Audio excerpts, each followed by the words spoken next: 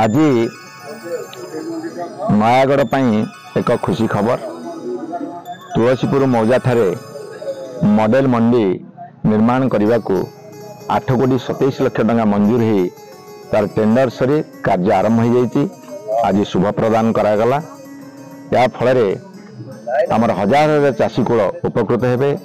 ए model मंडी रे 1000 ton विशिष्ट 2टी godown घर रहिबो।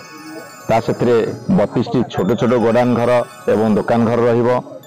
एठी पाखापाखि 60-70 फुट ओसार चौड़ार रास्ता हबो। एठी आपनकर पनीपरिवा ताको ग्रेडिंग करिवा, ताको धोइबा, सुखेइबा एवं कोल्ड स्टोरेज मध्य 30 मेट्रिक टन एठी होउची। तापर एठी चाषी मान को इनफॉरमेशन जोगे दिया जिवो। ता साथिरे चाषी मान केमती आसिले एठी ते विश्राम नेबे सही काम मध्य करा जिवो। एमिति अनेक गुडे काम करिवा पई इनाम जा फल कि चाषी मानकर बिक्री बटा सुचारू रूपे हो पारिबो। एमिति सबु योजना करी आ ना रखाई मॉडल मंडी। आज Nayagarh 10 metric ton cold storage उद्घाटन सरी आरएमसी ठारे। एटी आहरी 30 मेट्रिक टन कोल्ड स्टोरेज हवा जाऊँगी। एटा गोटे खुशी खबर।